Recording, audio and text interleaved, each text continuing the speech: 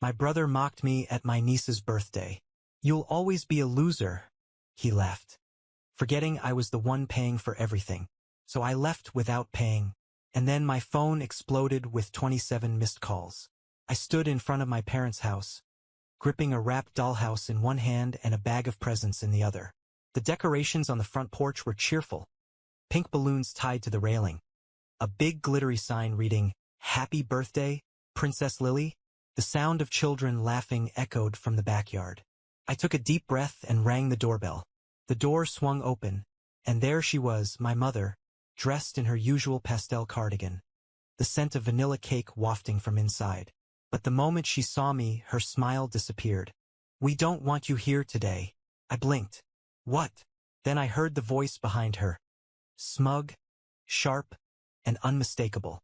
"This is no place for losers," my brother Jacob said, stepping up beside her, arms crossed, a slow grin spreading across his face.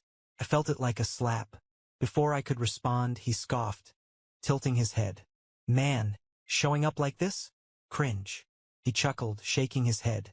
"Lily doesn't even care if you're here.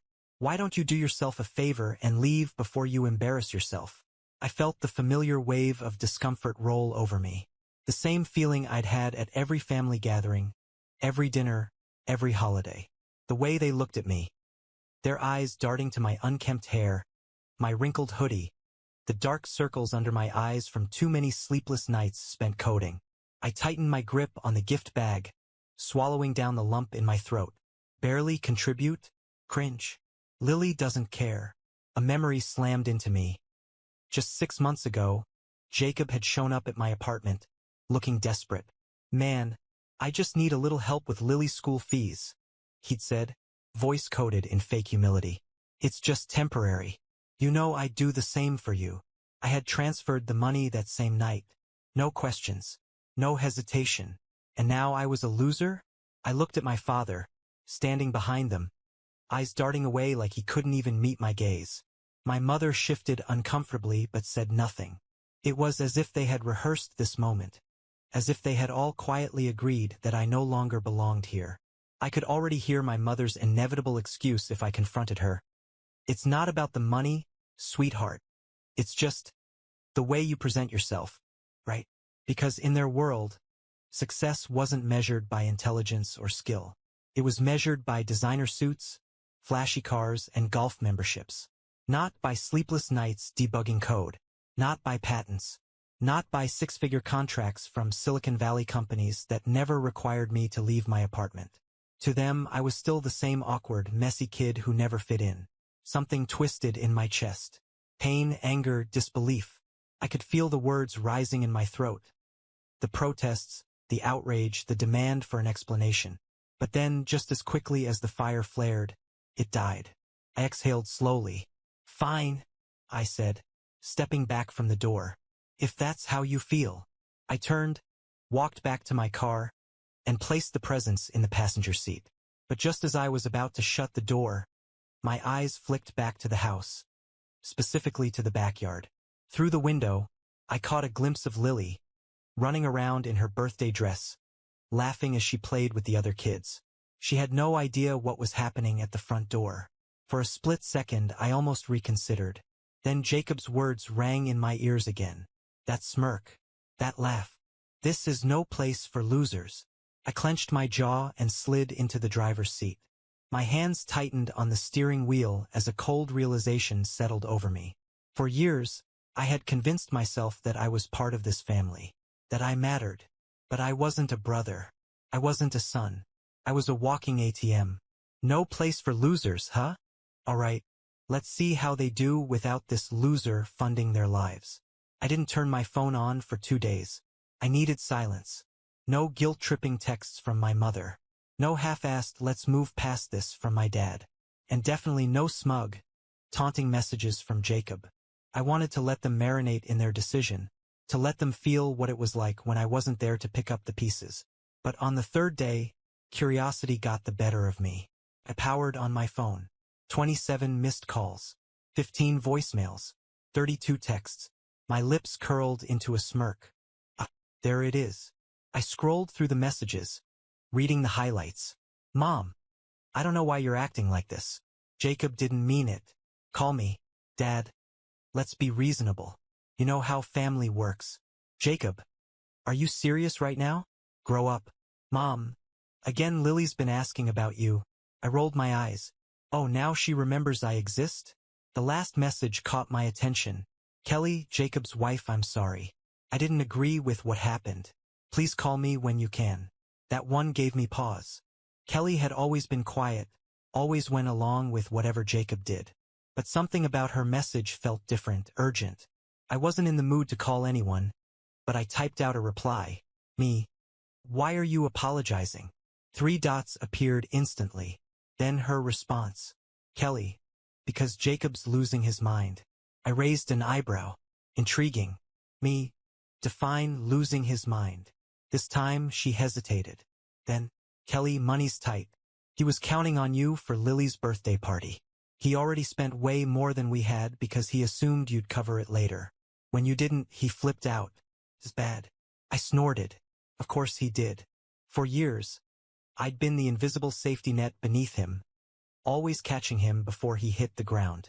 This time, I cut the strings and let him fall.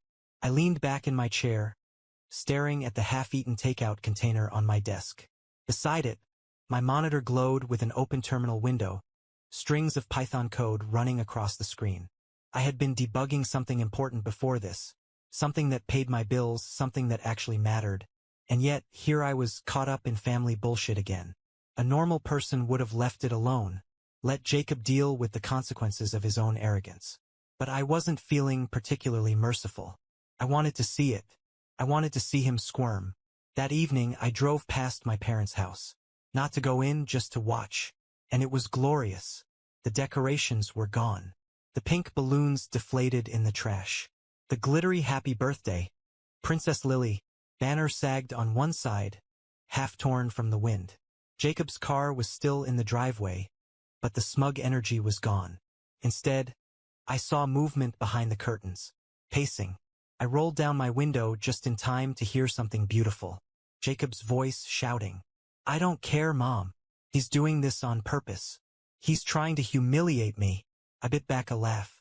Oh, buddy, you did that all on your own. I couldn't hear my mother's reply, but I could imagine it. The usual coddling. The same delusional excuses. Jacob isn't the problem, sweetie. The world is just unfair to him. Yeah, sure. Then, out of the corner of my eye, I saw Kelly. She was sitting at the dining table, her face buried in her hands. Even from a distance, I could tell. She wasn't just tired. She was done. I'd seen that look before. On my own face. Halfway home, my phone buzzed. Kelly again. I answered. Talk to me. She sighed. Jacob's out of control. Define out of control. He's been screaming at your parents for hours, blaming them for not convincing you to fix this. He's furious because now he has to. She hesitated, then exhaled sharply, like she was bracing for impact. Now he has to sell his car to cover the party debt. I blinked. Then I laughed. Oh, the irony. The same brother who mocked me for driving a used, practical car. The same guy who said, real men drive luxury. Now he had to sell his overpriced status symbol because he overestimated how much he could leech off me. I leaned back in my chair, shaking my head. Tell me you recorded it, I said, still grinning. I should have, Kelly admitted. You would have loved it. Oh, I already do. She was silent for a beat. Then quietly, can I ask you something? Go for it. Why did you put up with it for so long? That sobered me. Flashback. Age 13. I was hunched over the family's ancient desktop computer, fingers flying over the keyboard. I had just finished writing my first program, a simple script that solved algebraic equations. Jacob, then 16, walked into the room. He took one look at the screen and scoffed. You seriously spend your free time doing this?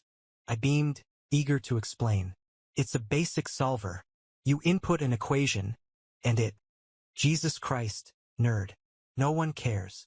He slammed the monitor's power button. The screen blinked to black. I stared at it in stunned silence. My mother, who had been passing by, chuckled. Sweetheart, you should go outside more. Do something normal for once. Normal. That was the first time I realized that no matter how smart I was, my family would never care. Present day. I rubbed a hand over my face, Kelly's question still hanging in the air. I thought. I hesitated. I thought if I kept giving, eventually they'd see my worth. That they'd treat me like family instead of an ATM? She finished. I exhaled. Yeah. Kelly inhaled sharply. Yeah. And somehow, for the first time, I believed her. I stared at the road ahead, my fingers tightening around the wheel. I thought. I hesitated. I thought if I kept giving, eventually they'd see my worth. That they'd treat me like family instead of an ATM. Kelly inhaled sharply. Yeah. A pause. Then, I get it. And somehow I believed her. For the first time, someone in that house actually understood. That night I slept like a king. By morning, Jacob had officially listed his car for sale. My mother had left me 3 more voicemails, each one shifting between, "You're hurting your family. Your brother is struggling. Please be the bigger person." I deleted them all. By the end of the week, Jacob's car was gone. By the end of the month, Kelly and Lily were gone too. Turns out, once Jacob didn't have me to exploit, he turned on her. And Kelly? She wasn't as weak as he thought. She took Lily, filed for divorce, and moved in with her sister. The last text I ever got from her was simple. "Kelly, thank you." And Jacob? Well, Mom and Dad took him back in, of course. But with his credit ruined and his luxury lifestyle dismantled, he wasn't quite the golden boy anymore. So much for no place for losers. I sat in my apartment one night, sipping whiskey as I scrolled through his newly made GoFundMe page. Hard times. Just trying to get back on my feet. Anything helps. I exhaled a laugh and shut my phone off. No place for losers? Guess he finally found out where he belonged. Jacob's downfall was delicious. But the best part? He still didn't get it. Even after selling his car, moving back in with our parents, and watching his wife and kid walk out on him, he still acted like the victim. Like the world had wronged him. Like I had wronged him. And oh, he was mad. I knew it the moment my phone buzzed with a text from an unknown number. "Jacob, hope you're happy. You ruined everything." I smirked, blocked the number. A minute later, my email pinged.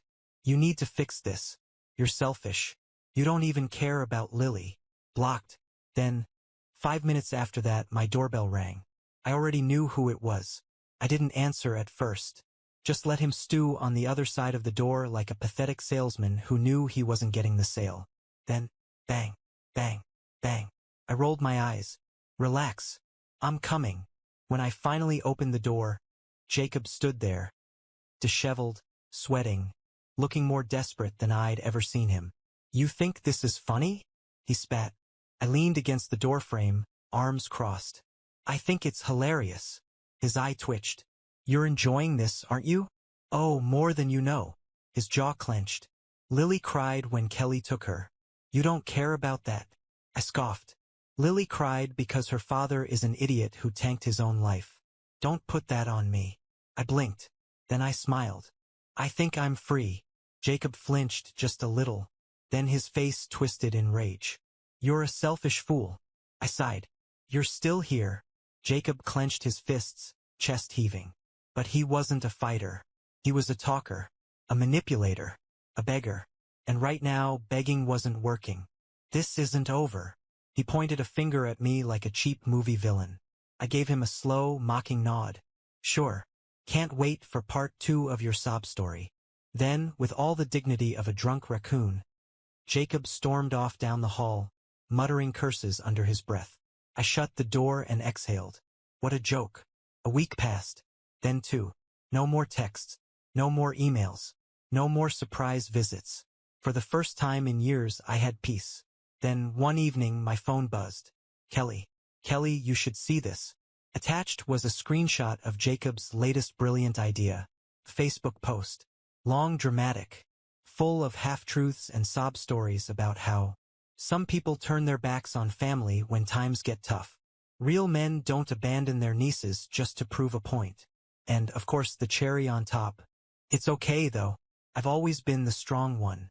I'll get through this on my own." I nearly choked on my drink. The strong one? The guy who lived off my money for years?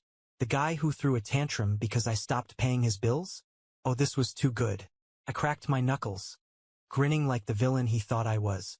Time to end this. I didn't comment on the post. That would have been too easy. Too public. No, I wanted something better. Something permanent. So instead, I sent him a text. Me. Strong men don't beg their younger brothers for rent money. Me. Or whine when they have to sell their car. Me. Or let their wife and kid walk away because they're too busy feeling sorry for themselves. I waited. And sure enough, 3 dots appeared. Then disappeared. Then appeared again. Then disappeared. For the first time in his life, Jacob had nothing to say. Good. I set my phone down, leaned back in my chair, and exhaled deeply. It was over. For the first time in years, I was free. And Jacob? Well, Jacob was finally learning what it really meant to be alone. Silence. That was the best part.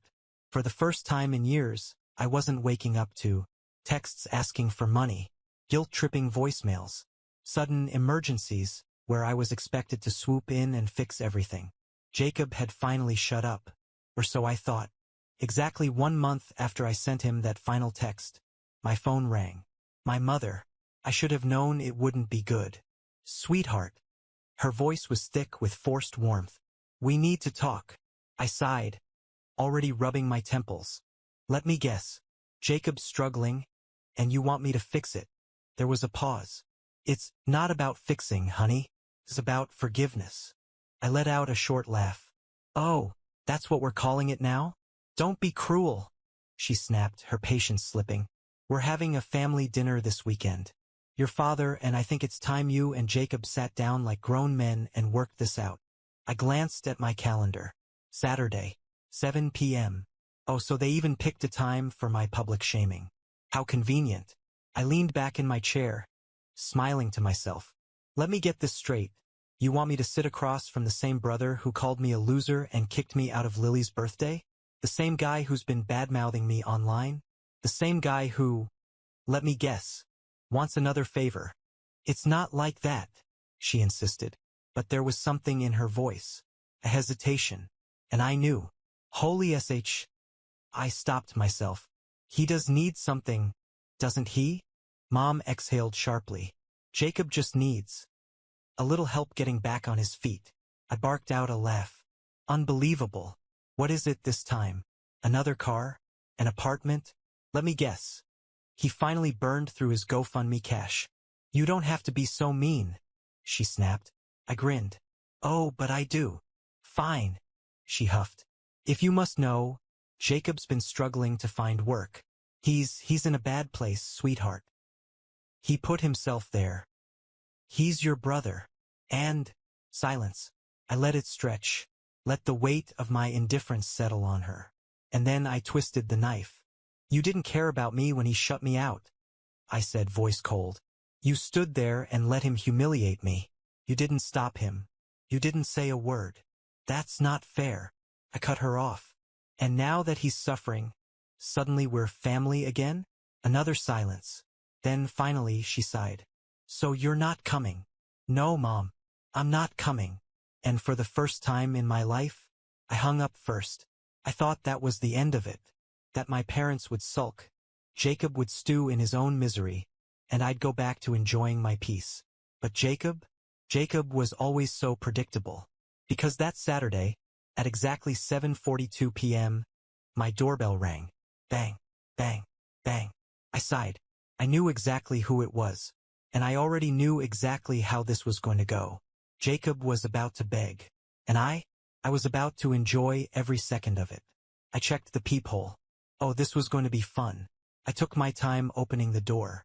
Let him wait. Let him sit in his own frustration. When I finally swung it open, Jacob stood there, hands shoved in his pockets, eyes wild, mouth already curling into some half-baked excuse. I smirked. No dinner at Mom's? He clenched his jaw. Let me in. I leaned against the doorframe. Why? His nostrils flared. Because we need to talk. I pretended to consider it. Yeah. No. I started closing the door. But he jammed his foot between it. And that was a mistake. All right? I said, pushing the door open just enough to step onto the porch. Say what you came to say, then leave. Jacob exhaled hard. Look, man, I know we've had our differences. I laughed. Oh, is that what we're calling it? He glared but pushed forward. I just need a little help. All right? There it was. I crossed my arms. Let me guess. Money? His eye twitched. That GoFundMe didn't stretch as far as you thought, huh? I tilted my head. Or did Mom and Dad finally tell you they weren't covering your lazia? Dude, enough! He exploded, face flushing red. I grinned. Why? Am I wrong? He inhaled sharply, then ran a hand down his face, voice dropping into a desperate whisper. I just need a loan, okay? I raised an eyebrow. Oh, so now I'm good enough to help?